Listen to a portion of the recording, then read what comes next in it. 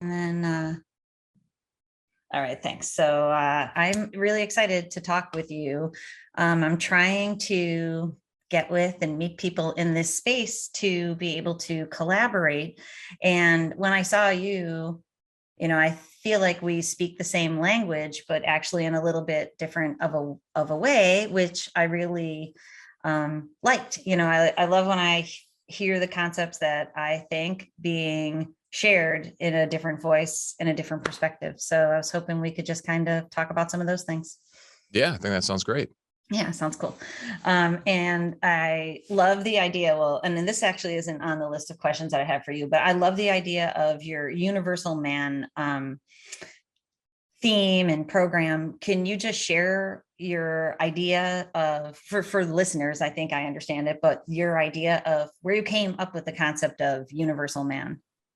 Sure. So, well, it's kind of ironic you bring this up because I'm phasing out that branding because it's kind of complex. And I wanted to, basically, it's like I got into YouTube and everything like that and coaching, specifically helping guys quit porn. And then after a few years of doing that, very successful with it, I realized I want to talk about more because I would help these guys and then they disappear. And it's like, well, I want to keep working with you because, I always wanted to go beyond just quitting porn. So I was like, all right, well, what's a good umbrella brand where I could just expand beyond quitting porn, but also still have it there. And so that's where I came up with Universal Man, which is in many ways, it's kind of like a translation of typical kind of like Judeo-Christian morality into more psychological and secular language, while really focusing in on the practical tool sets that will allow you to actually live up to the morals that you set for yourself. And I think this is one of the biggest issues that guys face, is that they have this conception of what a good guy is supposed to be, but they have no idea how to actually get themselves to be that person. And so that's what Universal Man is about. But moving forward, I'm just going to be operating under Mark Queppet, and then my porn recovery stuff will be under my Reforged Man brand, which is the name of my porn addiction recovery course, which I'm about to relaunch in a whole new format. So that's kind of where things are awesome. Now. I mean, I struggle with that. If you look at my life and my company and branding, it has flip-flopped between broad and focal and complex and simplistic because of exactly what you're talking about, is that it really is all encompassing. And when people get into my program, gentleman on Monday, he's like, this program's not even really about quitting porn. It's about becoming, a better version of yourself in so many different ways. And, and that's what you're talking about there. And I love how you put kind of like, say that men conceptualize themselves in one way, but don't know how to take them the way that they act and feel and think, and then meet that concept. And, when I talk with people and all the videos I make, I put an action step I call it a brain tip strategy, but it's an action step at the end of every concept, because people love like hearing a concept, except for then how do you take that concept, make it show up in your life? Right. And that's an action step. So, I was talking to another guy and he's like, I just don't know how to do it. I don't know how to do it. I'm like, just get up and go, literally get up right now and go do this thing. Just go do it for 1 second. Be the person who does that, not just thinks about how you're going to do it. And, and it really is about action steps. And I love the universal man concept too, because from my standpoint, the way to help people with addictions is neuro, bio, psycho, social, which can be termed in a different way in terms of, morality, but it really is looking at a whole person and improving those aspects so that, a person can move forward and thrive and become the best version of themselves. Okay, so I would love to talk about, especially as a neuroscientist, I saw one of your videos, which I totally loved, because I don't know if all your videos start this way, but you're like jamming out to some tunes. And I'm like, that is so, I should start videos with me jamming out to tunes. And because I love that. I'm always talking about music. Music's really, a big part of invigorating, but talking about how you turn flight into fight, because in the nervous system, escaping into porn or into a screen or into social media or even into alcohol or drugs, it is a flight mechanism. And I talk about it as approach and engagement, moving towards instead of away. I'd love for you to share kind of some of your concepts around that idea. Sure. So I think one of the biggest things is that if you want to be able to show up with this kind of like fight energy, you have to feel like you stand a chance, because like you take it down to the most primitive level. It's like you're going to run away unless you think you got a chance at winning. Right. Mm-hmm, So mm-hmm. having some kind of framework, some kind of game plan in terms of dealing with whatever your identified thing that you're running away from is probably, step number one. Mm-hmm. And so a lot of my work has been to really delve into what does that look like specifically on the internal level. Like essentially what I've done with, my life professionally is I spent several thousand hours like wandering around, like, in the darkness of the internal world, trying to map stuff out. And like, I think of myself as in many ways like a internal spelunker. Like I go into the cave and then I map out how things work, get lost a lot, run it, fall into a bunch of pits with, stakes at the bottom, and then try and draw up a map for people on the other side. And, this has been that's awesome. Expanded from like by working with so many people at this point. So like, that's the biggest thing. And so if you want, we can get into like the specifics of what that looks like. But at the end of the day, it comes down to having a game plan that you're willing to institute. And I guess maybe at the most base level is also having something at stake, right? Because like you're only going to fight if you feel like something is worth protecting. And, at the bottom level, you have to believe that you are worth protecting, right? So it comes immediately to, your own sense of self, at least within the realm of porn. You can maybe temporarily, initially use someone else, like, oh, I'm going to do it for my family, or oh, I'm going to do it for my wife or whatever. But eventually it's just like, it's just too easy to just slip out that phone or whatever. And it's just one time won't hurt, and technically, maybe it wouldn't. Maybe technically you could just use it one time and your family wouldn't suffer, your wife wouldn't suffer, whatever. Your brain would suffer. Like, right.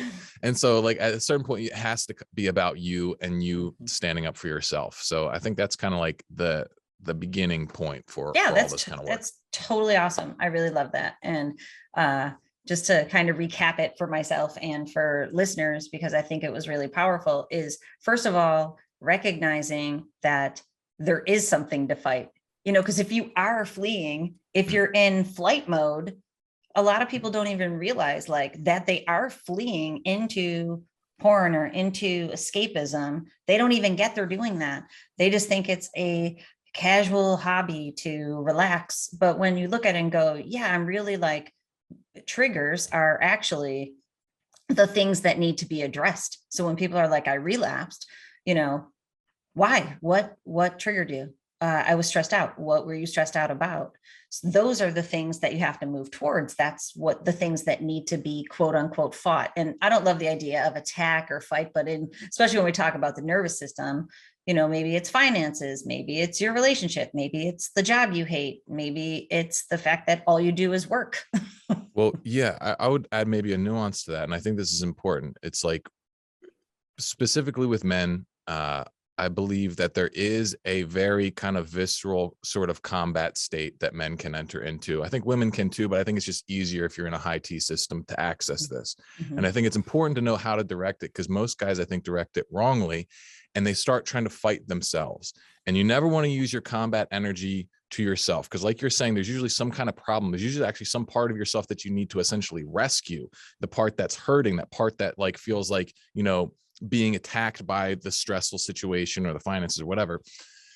But there is something that you can direct that energy at, which I would say is lies and deceptions. And it's these limiting beliefs and then also the false narratives that flow through your mind. Those are the things that you can ruthlessly eliminate. And learning how to bring that kind of aggressive energy to that conversation can be extremely empowering. Yeah, I love it. I love it. Yeah. Just debunking all the scripts that are running programming. It's most times it's programming from the past and it's programmed from culture or from community or family, programming, trauma programs so much of family dysfunction, all of that. Yeah, I love that. I think And making sometimes a it's porn. even just like our raw, like neurobiology kind of lies to us, or at least deceives us. So for example, it presents porn as this thing. It's like, oh, this will feel good. Well, that's part of the picture. What if we expand the picture? Well, there's also a huge amount of pain on the other side. And so it's like, we have to go to work to expand and look at the full truth. And like, that's where, even just our simple emotions can be deceptive, and we got to train ourselves to constantly clarify them and get and work within reality to the best of our ability. Yeah, definitely. And then especially when consumption tips to a point of compulsivity, the brain, and like you said, the neurological system is literally trained to only go towards the short-term easy reward. It's trained not to even look for the big picture, just to look for that really quick dopamine hit so that you can feel good without having to work for it, and then ignoring the fact that real life requires some amount of effort to be able to get a reward. And you've trained, many people have trained that out of themselves, and then that becomes really, really difficult for them. And I like how you call it a prison of comfort, to segue to the next idea. Like literally people create prisons of comfort because it becomes so overwhelming. Looking at the big picture thinking becomes really difficult, and all that small picture immediate gratification, and also on a neurochemical level, makes it so that that's where the focus is. And without seeing the pain, which is the box that they're put in, the prison, and it's seeming comfort. And when I talk about pleasure from porn, I always refer to dopamine as it's seemingly pleasurable, or the, seemingly pleasure neurotransmitter, because in the short run, it gives you that. But in the long run, it gives you all the pain that I know for sure. And not in today's day and age, people aren't associating all of the problems they have outside of pornography as being related to it. Right. And it is like, anxiety, depression, so many people with suicidal ideation, just general malaise, unhappiness with their partner, discomfort with the idea of engagement, all goes back to those high levels of dopamine from porn within the sessions, but then none of it outside. And it's a prison of comfort. Do you have anything to add to that idea? I love it. Yeah. It's interesting. It's almost like you're staging a prison break, and depending on like how severe your addiction is like how deep you are into like the maximum security. And it's like there's these different levels. So for like level 1 for most guys is learning how to like snap out of autopilot. So like you got to learn how to actually become conscious and self-aware in the moments that you're triggered. If you're just firing off a muscle memory, the URL to your favorite porn site, well, you're sunk. There's nothing we can do there. So there's got to be like some conditioning done there to just snap yourself awake and have a plan.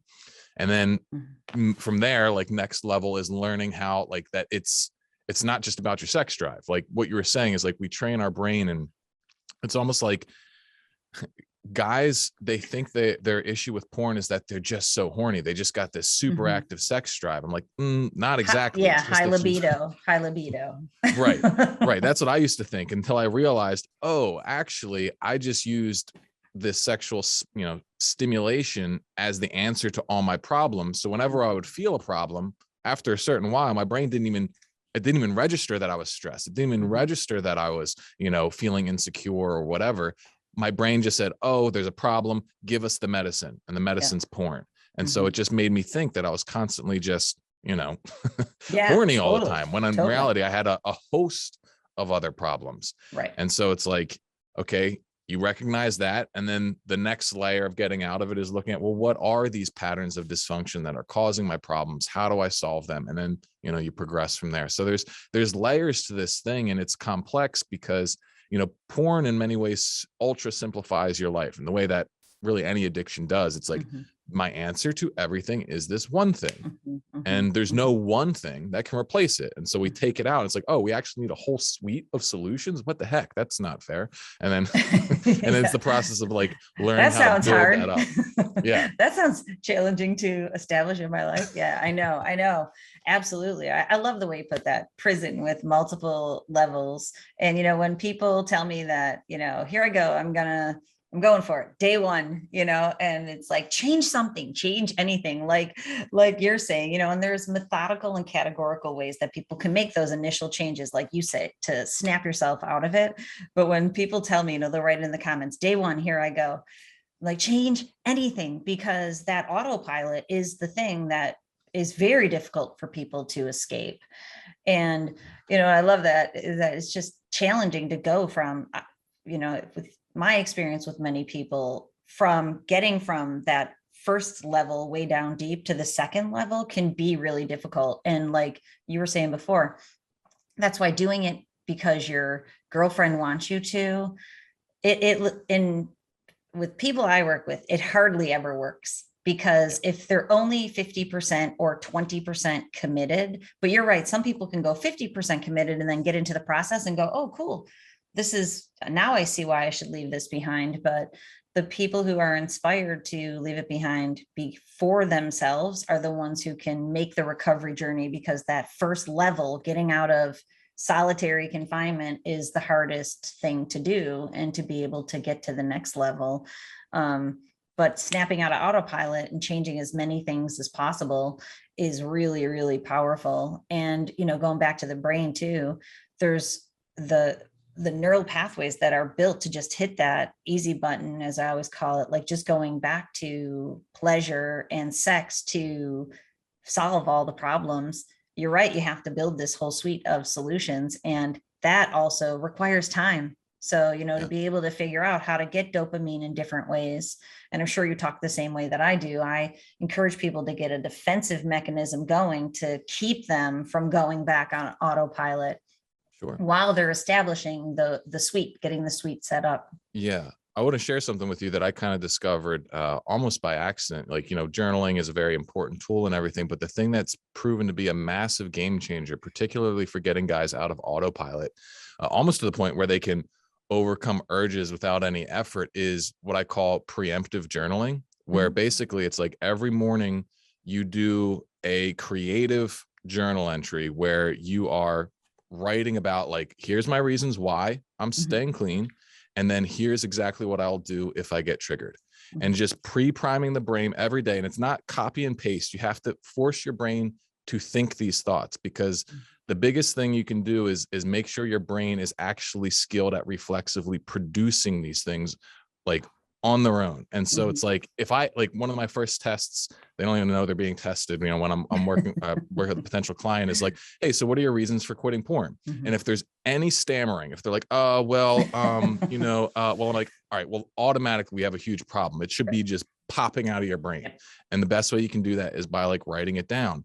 And same thing for your responses to, like, particular triggers or rationalizations. All that stuff should be reflexive, and just a simple journal entry, few minutes each day done creatively can be a huge game changer on that level. Yeah, that's awesome. I love that. Same thing, similarly, not the same, but a morning routine for people. I mean, this optimal performers, peak performers all have a morning routine that puts their mind and their brain and their bodies in the right mindset to stay on purpose, whatever their goal is for the day. So if your goal is to actually leave porn behind and not get sucked back into it, then you have to keep reminding yourself of that. And I'm sure you know that in all the goals you're accomplishing, like, if they're not on the top of your brain, then we're creatures of habit until we build a new, really solid habit. Your brain will want to pull you back into the homeostasis of the old stuff you had going on. And I really like that. I have people write 3 goals and 3 gratitudes every day in their journal in the morning. And it's similar. It's giving them time and space to think about what's the things that they want to create today.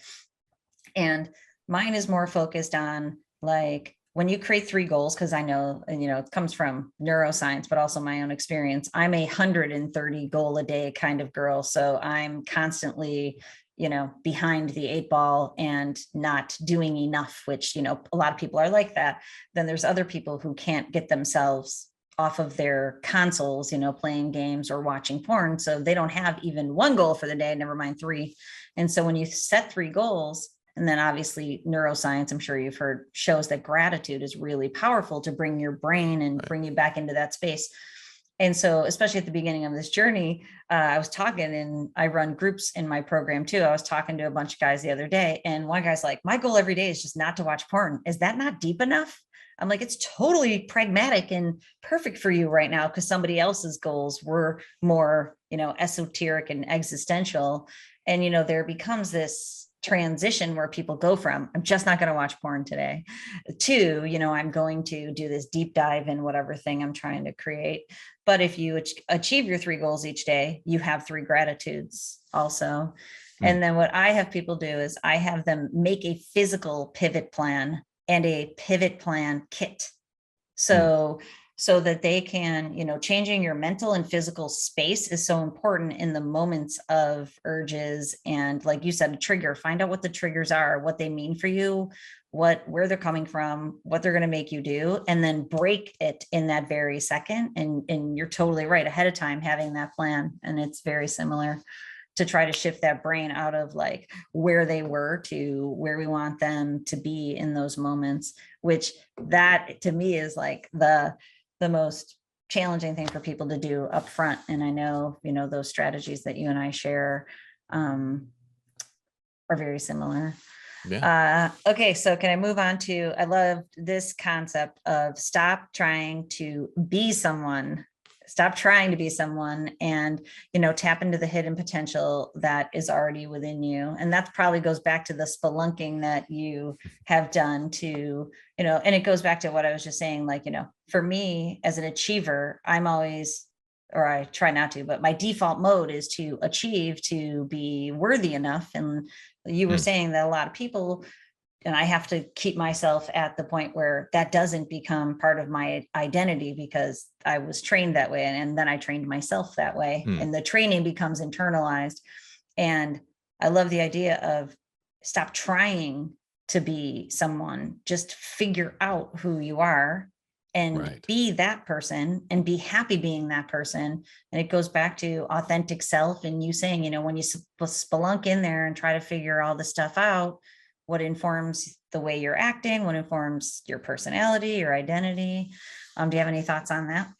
Yeah. It's like the way I see it is you can kind of have 2 modes of motivation. Either you can be in what I would call a possessive mode of operation, where you're trying to get something. And the fundamental like identity around this area is a vacuous one, where you think like inherently, I'm not good enough and I need to go out and grasp at this achievement to gain the status that allows me to like myself. And so it's like you're like this black hole who's constantly trying to get stuff. And so from this perspective, it's like, you better go to the gym or else you stink, right? If you want to be good, well, you better go get those muscles, right? And then a lot of negative self-talk and basically force and coercion is the mode of operation. And this is how I think probably most people operate most of the time. The other alternative is an expressive mode of operation, where you say, all right, listen, I'm already inherently good. And since I'm good, I want to treat myself well. It's like, instead of a black hole, it's like this radiant sort of light. It's like the cup's overflowing. It starts with you saying, all right, I'm good. And since I'm good, I want to express that goodness in my physicality. And that's why I'm going to go to the gym. I want to have my physical body represent the strength that already exists inside of me.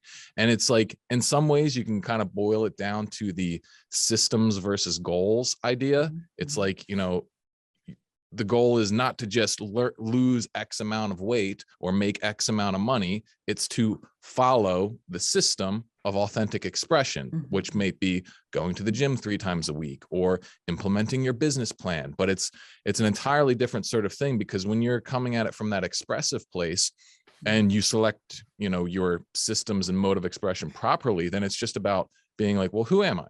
How do I want to show up in this world? And then like you have an infinite supply of you inside of you. And all you got to do is tap into that. And that's where you find your authentic expression. And this is where you, you stop having to force yourself. And instead it's just really, it's an exploration. It's learning how to stretch yourself, learning how to almost stretch the boundaries of homeostasis in your mind. You stretch that and you expand who you are and reshape who you are in that way. And it's not this kind of like brute force, white knuckled approach. Yeah, absolutely. I love it. To me, it's the difference between a scarcity mindset and an abundance mindset. And in scarcity, you don't have enough. It's always lack. So, and you can never fill your cup enough, because it's, even if you have huge muscles, they can always be bigger. Or Right. even if you have $1 million, you can always have $5 million. Or, the goalposts keep being put further and further out, and it's not achievable. Where in an abundance mindset, which is very difficult to achieve for many people. I mean, I know I've been working on it for literally probably 30 years, and it's ebbed and flowed so much, even though I work on it every day. It's a difficult thing to attain and maintain. And that's why daily journaling in a creative way can be really just so important. But once you have it, then you are complete. And then you have something to contribute to the world that nobody else does. And that is what your authentic self is. And that's why I tell people, figure it out. What's the thing that you want to spend all your time and energy contributing to this world? Because when we contribute to everybody else, help them shift out of their places that lead them to lack and move everybody towards abundance. And, we're all works in progress. So it's like trying to stay in that state where you are enough, and then you want to share that with people. That is a long-term key to success. And I think that is really, really powerful. Do you have anything else to say about that before I move on? No, yeah, that's pretty much the heart of it in a lot of ways. And it's I think the biggest part where people get stuck is they associate their worth as a person with status, and, I'm only as good as how much money I make, how big my muscles are, how much sex I have, how many friends I have, etc. And I see the misconception a lot of times where people think, oh, well, that's right, that's dumb. Status doesn't matter. I'm like, well, no, it absolutely does matter. It really does. But it's your relationship to it. You have to recognize that you have this inherent untouchable dignity, this sense of self, this human worth that is separate from your status. The goal is to not get your worth from your status, but to have your dignity reflected in the status that you pursue and the ways that you pursue it. And so as long as you can keep that clear and you can keep making that mental shift, then you'll be able to, I think, find abundance. Yeah, absolutely. And it's like you said, it's systems versus goals. So if you work on the systems, the goals come to you. If you're always focused on the goals, and, going back to Judeo-Christian, it's people have written comments too, like, why do you charge for your programs? I'm like, because I have 6 children. That's a lot of mouths to feed. But money is not the root of all evil. It's the love of money, and that it's going back to what you were saying about status. It's the love of your muscles, instead of like being whole and healthy, because that is what makes you feel good and makes it so that you can stay an optimal performer who does your best work and contributes to the world. And, seeking those things out when you are on purpose, it flows to you. And, I'm sure you know about flow state. I love the concept of flow state by Csikszentmihalyi, where he studied, optimal peak performers and where their brain can get. And when they get to that place, they're so in the zone, they're not even striving for achievement anymore. They're loving, they're loving being in that moment. When you're in that moment and you enjoy it so much, it comes to you. And we know too from neuroscience that we all give off electromagnetic fields. And when you are trying to get because you lack and you feel scarcity, your energy shifts lower and you literally repel everything you're trying to get because of the stress and the tension that you're putting out there. Versus when you're not worried about the outcome and you're focused on the systems, it comes to you because your energy is more positive. And, a lot of guys that I work with are worried about attracting a partner to them. I'm like, it really is simple, maybe not easy to achieve, but simple. Stop watching porn because it's jacking your energy up, your brain and your energy up. and then do the work like you're talking about, figure out who your authentic self is, become happy with that, which puts you in a place of joy, which shifts your electromagnetic field, and you'll pull a partner to you.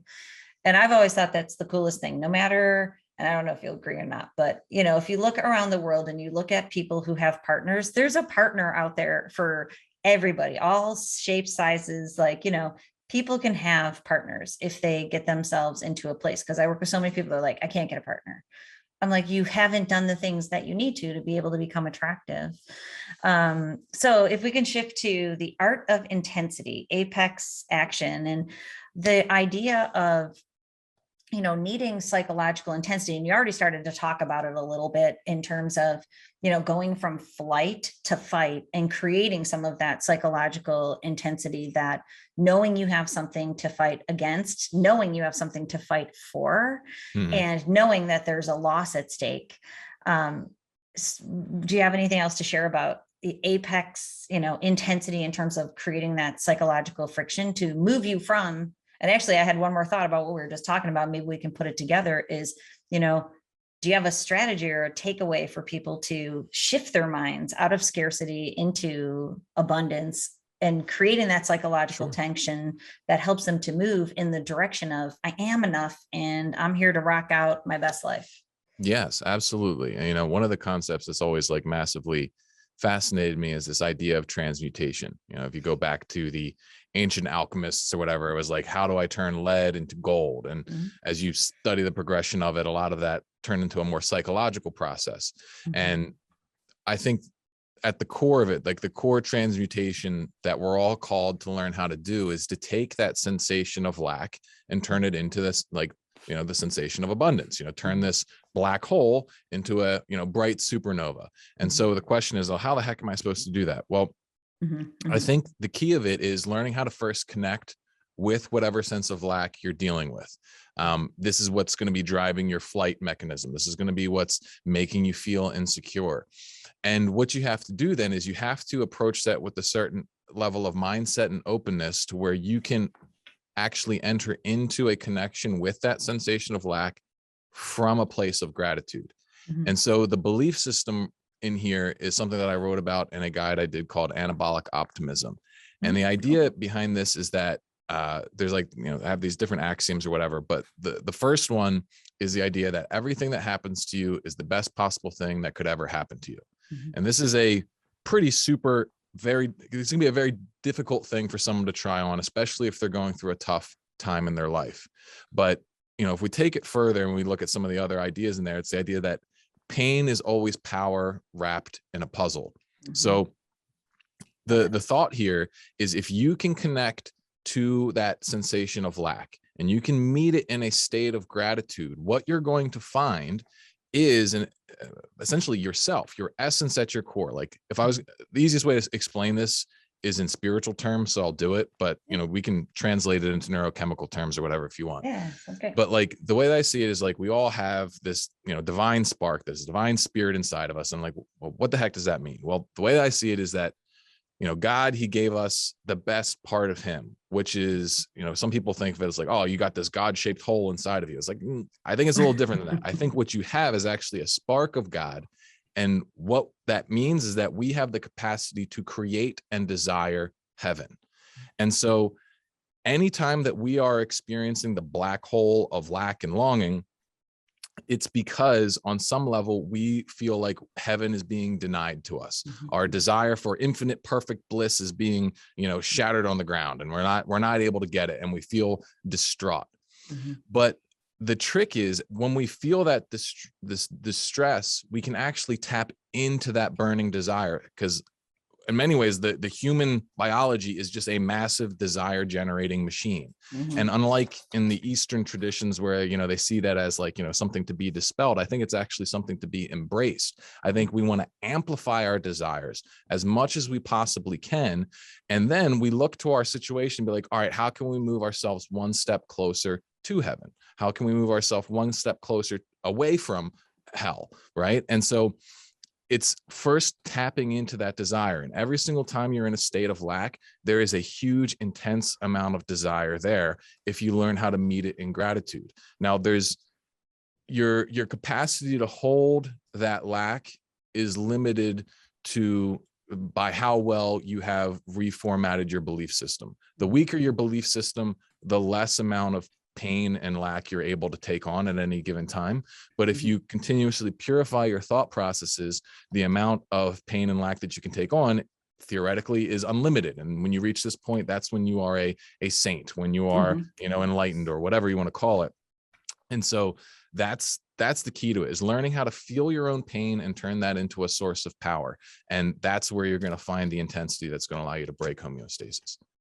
Yeah, I love it. I had to write some notes down because so that I wouldn't forget what the concepts, because it's totally awesome. Like that is literally my language. Just like everything you say is everything I think and say. And honestly, I'm a very spiritual person, but I try not to put that on my channel, just to try to keep it at a neuroscience perspective, for the sake of, like, I've said simplicity versus complexity, but it is complex. And to me, it's a spiritual journey. And people email me all the time, are your videos spiritual? They feel like it. And, I'll email them back, shh, don't tell anybody.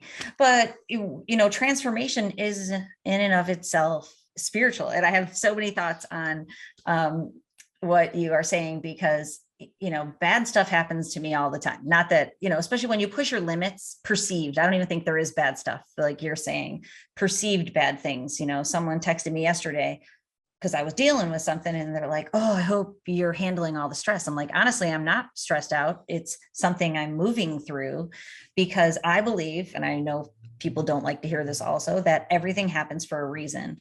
And I love what you say, problems are, wrapped in puzzles. And I always call them opportunities. And I extend the term opportunity, probably frustratingly to some people, because I'm like, you have the opportunity to figure this out and to grow from it. And, my husband and I joke all the time, when we have big stuff going on, we're like growing pains, there's no growth without pains. I told you, we have 6 kids. So when kids grow, they're all most of them are teenagers.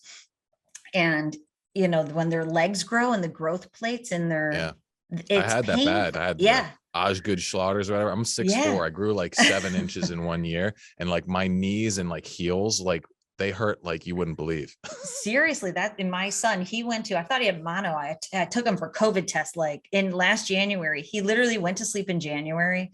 And with COVID and that, I didn't send him to school because I thought he was sick. He woke up in March with like full armpit hair that he didn't have in January. And he was like 2 feet taller, literally. And he's 15, and he was in pain all over the place, kept taking for COVID tests to see if it was COVID. It wasn't. But, everything happens for a reason. I believe it's part of our journey here. And I believe it is a spiritual journey. I love what you're saying about heaven and hell. I think we create our own hell from that spark inside of us. We don't create it, but we don't allow the spark to shine. So we get sucked into the hell of the world that is being created by, so many things we won't talk about here, but mainly the way we've been taught to live our life, which can be very, very hellish and provoking. But that heaven can be created on earth from us, from within. And it is due to that perspective change, because there's not much that is bad to me, because I've trained myself through a reformatting of my framework to see all the challenging things as my best growth opportunities. When you're really stuck in a pickle, it means when you come out, you will have learned. If you take the opportunity, you have to take it. Right. You can't run, you can't flee, you can't, go into flight mode. You have to go into fight or problem solving mode, to be able to make them into growth opportunities that keep you moving forward.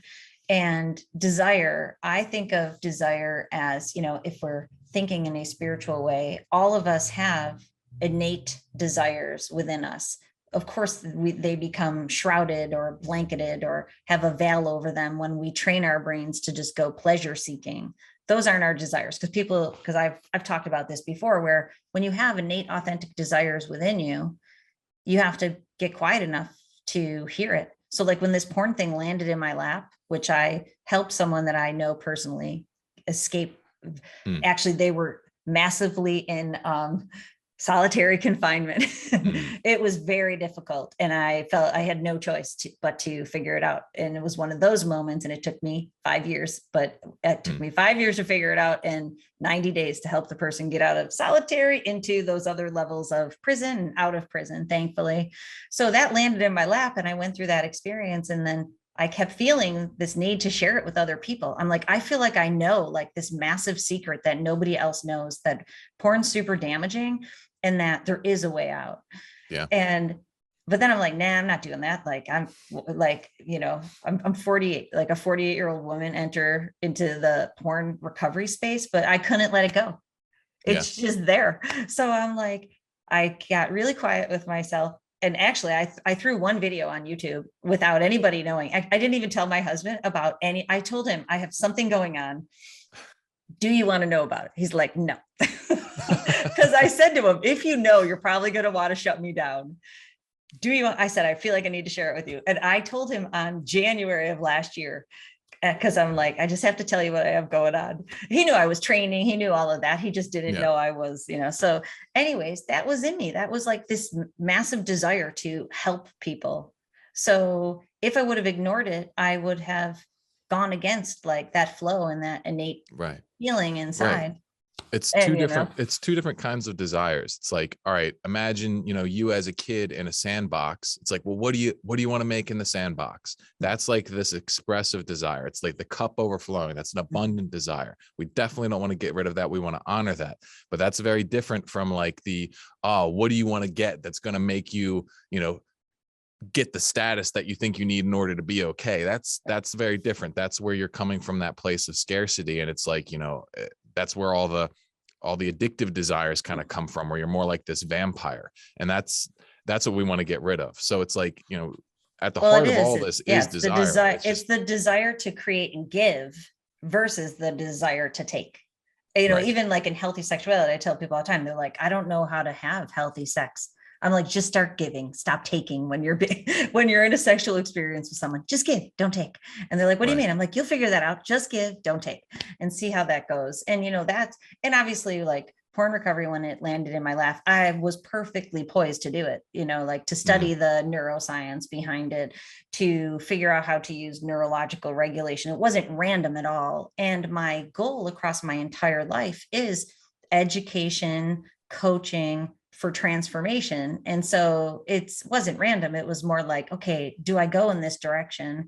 And then being able to listen and follow that direction is really powerful, and not ignore it and go, no, I'm going to, because I actually was making more money doing what I was doing that I had to leave, because there's only one of me. So I left our private practice to transition into this. And, so it's passion and desire in that way, and to give instead of to take. And, and one more thing I wrote down that you were talking about is that I feel like when we level up our ability to, I love the way you talk about, having a spark inside of us, and we don't have to have a black hole. We can have a spark. That spark that we feel internally is our brain being in that flow state, in that medium speed. When you stay there, and this I've struggled with a couple times in the last couple of weeks in challenging situations. You don't have to take people's pain and lack on. You actually just continue to overflow, and it ripples over their pain and lack. And so when my energy is in a really good spot, which I know how to keep it there, I've violated in the last couple of weeks by being too busy. But when I can keep it there, there's one story where I was at a party and all these people I didn't know at all. I only knew one person at this party. All these people kept coming up to me and talking to me, and I would only tell them like one thing, and they were all thanking me for like solving their problems, even though I really wasn't like talking a lot. It was just the fact that my energy was in this really good space, and they were, feeling it. And then I could tell them one thing that resonated with them, and they'd walk off. Versus the violation of my good brain health program is I've been way too busy working and busy doing things, seeming pleasure, where I'm exhausted from it. And then that breaks down my energy into this mode where I can't ripple that over people as much. Right. And, one of the things that's interesting is I think is that as you continue to explore this work, at least this is what I found, is that even if I'm overextending myself, there's still like the capacity to maintain this sort of like invincible core. And like, if I was going to try and like explain it, it's like every single thing that you experience is like a prop on the stage of your life. And as long as you're willing to play with that prop, then you can stay in this expressive mode, even if one of those props is you're extremely exhausted, or you have a migraine, or you've got, a kid screaming over here or whatever. It's like, you think about it, like if you go to like an improv comedy show and someone shouts out a joke, and then all of a sudden one of the comedians gets really offended and they stop the show and demand the person to leave, it kind of screws it up for everyone, right? It's like, what do they have to do? They have to continue to stay in character and continue to play, right? Same thing with like, if an actor on a play comes out on the stage and then they're like, start complaining because the lighting's not right, or because, someone missed a line or whatever, they snap the whole illusion, the whole thing goes to crap. And so like, you just learn how to play with everything. And the more you're able to do that from this, state of kind of gratitude, the more invincible this state of flow and, what do you call it? Resonance or high energy, whatever you want to call it, the more that's going to stay active. Yeah, absolutely. And, for me, like, I should not allow myself to get to a state where I'm over, extended. But when I am, I let people know, not in a, feel bad for me because I've done to myself type of mode, but as a prop, like you said, like here's the space I've gotten myself into. And it's because of these things. And then now I've already put the other props back in place, meditation, more sleep, cleansing, only, eating protein shakes basically to detoxify, getting the good props back in and stop getting the hat of being too busy, the one that the world applauds, you know what I mean? Take that hat off and get back to the things that make me feel good. Okay. So one more thought and then we'll wrap up because I appreciate your time, but could you share your definition of sexual self-mastery? Sure. So I guess this applies across a few different domains. So in the realm of quitting pornography, sexual self-mastery is when you reach the place of being able to be exposed to pornography and basically be repulsed by it. That would be a complete remapping of your brain where like someone shows it to you and your just immediate reaction is kind of just like, ew. And then you just kind of like walk away and you don't care about it. You don't think about it again. That would be, the pinnacle on that level. How likely do you think that is for most people, out of curiosity? It depends on how much work they're willing to put in. I think it's very attainable to get to the point where a guy could see pornography, get slightly like feel an arousal, but then walk away and be fine. That would probably take, if you're doing the right set of reconditioning practices, like a year to 2 years. And then even more attainable is just living porn free, where like, okay, you see the porn, you get triggered, but you have a process in place that can handle it. And then you can walk away. And after a few minutes or whatever, you'll be fine with maybe a thought here or there later that comes up. Like that's ultra attainable for everybody. And you can do that in a matter of months. Definitely. So that's what I would say for, that part. When it comes to, interpersonally, like with other women, it would be you being able to reach a point where you are not trying to get anything. Like you can see a beautiful woman and you don't immediately fall into this state of insecurity. Like most guys, they see a really hot woman, especially if they've got a porn problem, and all of a sudden they feel uncomfortable, they feel anxious, they feel insecure, and they need to like keep looking at her because they projected some of their worth on her. And like, then they got to try and figure out, how am I going to reunite with that worth? And, usually unless they're going to go try and hit on her, which is kind of like more the path of like the sex addict and whatnot, he's going to try and reclaim that piece of himself he's put on her through actual sexual union. The other guys, they're just going to take her image and then unite with her sexually in their fantasies and whatnot. And so you'd have to completely remove that and get to the point where you can engage purely in an additive way with women, where you're constantly sharing who you are. It's like, hey, yeah, I'll shine my light on you to the extent which is appropriate. And if, maybe you can vibe with it and we can, share something together and it can be good, whether it's platonic or sexual or whatever it is, learning how to do it like that. And then on the deepest level, like personally, sexual self-mastery is the capacity to engage in sexual transmutation, where you're using any you're able to take any unused sexual charge and turn it into energy to go out and essentially raise your status. Like the way I don't know exactly how this works for women, but for men, it's like I think there's two modes of sexual expression for a man. One is an overt sexual behavior, like a courtship process or actual sex. But the other one is status enhancement. Like if you're because for a man, his attractiveness is in many ways is his status. So it's like, say you're hunter-gatherer, ancestor, he's a young guy, he's horny, but no girls will pay attention to him because he has no resources, he has no status, whatever. So what's his option? It's like, well, if he wants to have sexual opportunity in an authentic way, then he's got to raise his status. And so that sexual energy is 100% able to be switched. And so being able to do that as a man on demand is, I think, a key component of sexual self-mastery. Yeah, cool. I like it. Yeah, I read some book. I forget which book it was now. I read a long time ago about lobsters. I don't know if you read, I don't remember the book. Jordan Peterson's book. Is that what it is? Yeah, it is Jordan Peterson. You're right. Right. With the lobsters, and for me, what I think, especially being a woman, but especially being in this space, is that healthy people do that. Like whether you're a man or a woman, but there's the number of healthy, sexually and emotionally healthy people out there is going down by the minute, and porn's at the root of that. Like so many women are hypersexualizing themselves, and they're gaining their status from being objectified. I talked to somebody recently about this, like the whole idea of an alpha male. Like women have, alpha women. We all have the alpha version of ourselves versus the beta or the worst version of ourselves.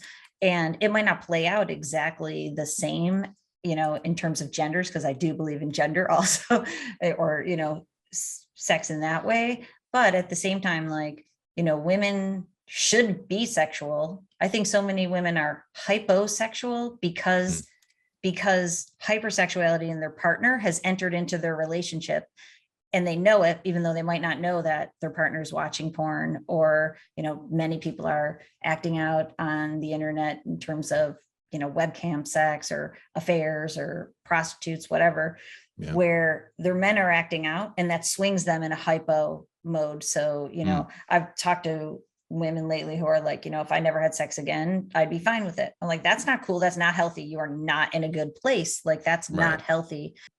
There's a lot of stuff that's just misunderstood today that I think is causing a massive amount of dysfunction. So it is. And like, we could talk about this for another hour, where all of it's become so confusing, because it's also confusing now, like with gender roles. And I won't even voice my opinion. All I can tell you is I've gone for balance in that. I have the ability to work 20 hours a day and crank, and, I have that ability in me. I don't want that. So recognizing what I want and being able to go, okay, like, how do I get the status that I want? And, going back to that, what do you want? If you want that, and some people want that, and I was going to say authentically, but it's very difficult for people to know authentically what they desire, because they are being impacted by, the template of the world and society, what we say is right. And you're totally right. Like, women have to work hard, and they're supposed to raise families, and it's exhausting, anyways. I think women lose out the most in the way the world's set up today, even in a lot of the way the feminist movement, which is trying to correct it. I think they still they still come away the losers, and it's a really frustrating dynamic. There needs to be a better understanding and level of connection between people today, and it's just not always going to look the same either, which makes it even more complex. Because like in the past, there was like one template. It was, the husband worked, the wife stayed at home, and that's what you did. And now it's like, well, how the heck do we do this? Because like, there's plenty of women like you who want to work. There's plenty of women who don't. And then there's plenty of women who want to judge both sides. 100%. I agree with you. And I think that, like you said, the dysfunction of society is what's driving it. And what happened, sexuality is at the root of it, which is why I'm like, when I sat quietly with myself, I'm like, nobody's talking about this. Let's just start talking about it and see where it takes me, because it's really screwing with everybody, in that nobody can trust anybody. Men don't trust their partners, women don't trust their men, because it really is dysfunctional. And, that's why I'm talking about recovering from porn, because porn is so, I always say it's sleuthy. Some people don't like that word, but it is like, it's this undertone that nobody's relating a lot of this dysfunction back to. And it's creating all these changes in how people perceive themselves and each other. And it's definitely contributing to this role confusion and people not knowing what they could and should be doing. But a conversation probably for another day. Go ahead. I was just saying, my final thought is that, like, I really believe, like, the reason, like, why I got into this line of work is because, like, growing up, I just wanted to be a superhero. I was the kid that just, like, literally, like, wore his Superman and, like, Spider-Man, Batman pajamas, like, all day. I'd do a combat role into, like, every room, and just, like, that's just who I wanted to be. And as I grew up, like, I realized, like, and I had my own awakening around this kind of stuff. Like, I realized this is one of the biggest problems in the world. Because if you look at the way society's structured, we got the family unit, and that's the fundamental thing. And then the sexual relationship between husband and wife, that's what that whole thing's built around. And once you throw a porn addiction in there, which, what do we even think? Like 80%, 90% of guys have today? Yeah, it's got to be something there, probably insane, higher. Right? It's insane. It's insane. It's insane. And it's not even measured. And I was thinking, I need to let the world know this, that basically all science, by the time it comes to implementation, is 10 years behind, because, they take, and even so, nobody's talking about it. No one's admitting to it. And it's happening more and more, but it's insanely high.